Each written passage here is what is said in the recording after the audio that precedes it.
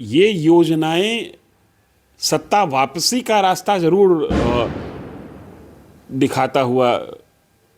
दिखाती हैं जी। अमूमन तौर पर यह देखा गया है कि इन योजनाओं से लाभ सत्ताधारी दल को हुआ है। जी।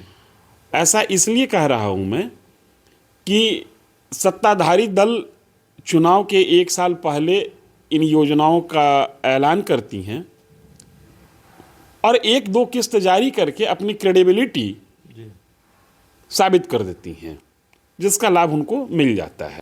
कि तेजस्वी यादव विपक्ष में हैं, सत्ता उनकी इन योजनाओं को लोक कर और हो सकता है कि एक दो किस्त जारी करके तेजस्वी यादव से एक बढ़त ले ले। उस समय तेजस्वी यादव के पास कहने के लिए यही होगा कि हमने ऐलान किया था, एनडीए सरकार ने या नीतीश सरकार ने मेरी घोषणाओं की कॉपी कर ली है। लेकिन कहते हैं कि जो जीता वही सिकंदर, जो मारे सो मीर। तेजस्वी यादव ने 2020 के विधानसभा चुनाव के समय ऐलान किया था कि हम 10 लाख नौकरी देंगे। यही नीतीश कुमार उस समय तेजस्वी यादव के खिलाफ थे, जैसे आज खिलाफ में हैं। इन्होंने कहा कि ये कहाँ से संभव होगा। 24 घंटा बाद नीतीश कुमार पलटे और बोले कि 10 लाख वो देंगे तो हम 18 लाख देंगे।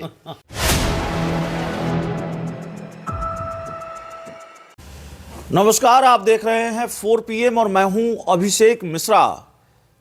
नेता प्रतिपक्ष तेजस्वी यादव ने एक ऐलान करके, एक वायदा करके बिहार की महिलाओं से, बिहार की मां बहनों से जेडीयू की, बीजेपी की टेंशन बढ़ा दी है। एक मास्टर स्ट्रोक या गेम चेंजर जिसको कहा जा सकता है 2025 के विधानसभा चुनाव में झारखंड की मैया सम्मान योजना की तर्ज पर बिहार में माई बहिन मान योजना, इसको लेकर बिहार की राजनीति गर्मा गई है। तेजस्वी यादव कह रहे हैं हमारी सरकार बनी तो बिहार की मां बहनों को 2500 रुपये की राशि देंगे।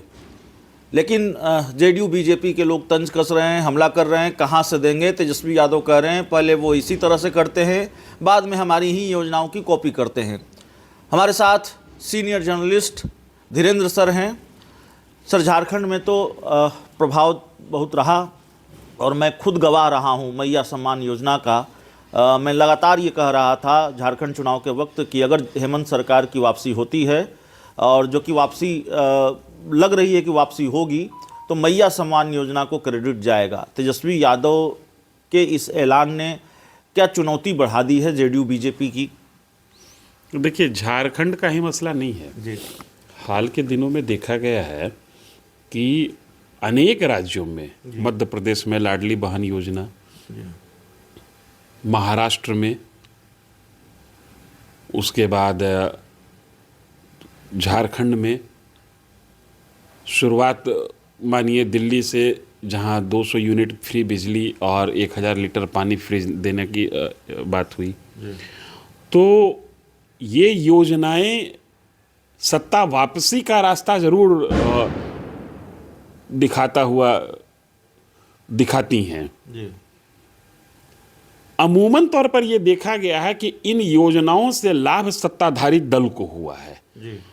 ऐसा इसलिए कह रहा हूं मैं कि सत्ताधारी दल चुनाव के एक साल पहले इन योजनाओं का ऐलान करती हैं और एक दो किस्त जारी करके अपनी क्रेडिबिलिटी साबित कर देती हैं, जिसका लाभ उनको मिल जाता है।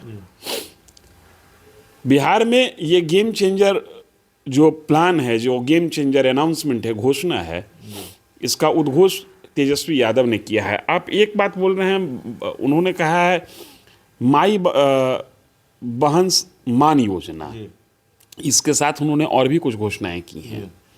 वृद्धा पेंशन में इजाफा की बात किया है, बिजली बिल फ्री की बात की है, और विकलांग लोगों को जो आर्थिक सहायता सरकार के द्वारा दी जाती है उसमें इजाफा की बात की है। कुल मिलाकर तेजस्वी यादव ने एक तरीके से वो सब्जबाग दिखाया है कि मैं अगर आऊँगा तो डायरेक्ट जनता के पॉकेट में किसी न किसी प्रकार से रुपया डालने की कोशिश करूँगा। दिक्कत यहाँ पे ये है कि तेजस्वी यादव विपक्ष में हैं, सत्ता उनकी इन योजनाओं को लोक कर और हो सकता है कि एक दो किस्त जारी करके तेजस्वी यादव से एक बढ़त ले ले। उस समय तेजस्वी यादव के पास कहने के लिए यही होगा कि हमने ऐलान किया था, एनडीए सरकार ने या नीतीश सरकार ने मेरी घोषणाओं की कॉपी कर ली है। लेकिन कहते हैं कि जो जीता वही सिकंदर, जो मारे सो मीर। तेजस्वी यादव ने 2020 के विधानसभा चुनाव के समय ऐलान किया था कि हम 10 लाख नौकरी देंगे। यही नीतीश कुमार उस समय तेजस्वी यादव के खिलाफ थे, जैसे आज खिलाफ में हैं। इन्होंने कहा कि ये कहाँ से संभव होगा। 24 घंटा बाद नीतीश कुमार पलटे और बोले कि 10 लाख वो देंगे तो हम 18 लाख देंगे। दोनों साथ में आए। शिक्षकों की बड़ी स्तर पर बहाली शुरू हुई। वो बहाली कोई खास बड़ी बहाली नहीं हुई, क्योंकि 2019 से वो बहाली रुकी हुई थी। जो नियोजन के तहत बहाली चलती थी वो रुकी हुई थी। तेजस्वी यादव ने कहा कि ये बहाली हमने कराई है, ये रिक्रूटमेंट टीचर्स का हमने कराया है। लेकिन फिर बड़ा सवाल खड़ा हो गया कि जो विभाग आपके पास है, स्वास्थ्य विभाग, वहाँ आप रिक्रूटमेंट क्यों नहीं करा पा रहे हैं। कुल मिलाकर आज की तारीख में स्थिति ये है कि रिक्रूटमेंट चाहे तेजस्वी यादव के दबाव में हो या किसी अन्य वजह से हो, रिक्रूटमेंट का श्रेय नीतीश कुमार की सरकार को जाता हुआ दिख रहा है। ऐसी स्थिति में अगर तेजस्वी यादव की इन योजनाओं को बिहार सरकार, नीतीश कुमार के नेतृत्व में चलने वाली बिहार सरकार कॉपी भी कर लेती है और कॉपी करके इसी कार्यकाल में अगर जो आंशिक तौर पर लागू कर देती है, तो भी ये इन योजनाओं का लाभ नीतीश कुमार को ज़्यादा होगा बनिस्बत तेजस्वी यादव के। इसके पीछे एक वजह और है, मेरा माजी मेरे कांधे पर सवार। तेजस्वी यादव की जो पिताजी की सरकार रही है, उस समय का कृत्य, डीड्स एंड डीड्स, दोनों इनका पीछा नहीं छोड़ता। और नीतीश कुमार एनडीए की सरकार, नीतीश कुमार के नेतृत्व में चलने वाली एनडीए सरकार की पूरी कोशिश होगी कि लालू यादव और राबड़ी देवी की सरकार के समय बिहार में महिलाओं की स्थिति क्या थी, महिलाओं के प्रति क्राइम का रेट क्या था, इसको उजागर करते हुए वो ये साबित करने की कोशिश करें कि जब ये सत्ता में होते हैं तो इनका चेहरा और वक्तव्य कुछ और होता है, विपक्ष में होते हैं तो चेहरा और वक्तव्य कुछ और होता है। यद्यपि 2005 के बाद बहुत पानी गंगा में बह चुका है, 20 साल का सफ़र तय कर लिया गया है वक्त के द्वारा, और अब वैसी पुनरावृत्ति होगी या नहीं होगी ये कहना मुश्किल है। लेकिन मैं जो समझ रहा हूं कि तेजस्वी यादव ने थोड़ी जल्दबाजी कर दी अपनी इन घोषणाओं को लेकर। तो तेजस्वी यादव ने जल्दबाजी कर ली, फायदा सत्ता पक्ष को हो सकता है, ये मानना है बिहार के जाने माने पत्रकार धीरेन्द्र सर हैं। लेकिन खेल अभी जाहिर है बाकी है, 2025 में थोड़ा वक्त भी बाकी है। इस पूरी रिपोर्ट में इतना ही। बहुत बहुत धन्यवाद।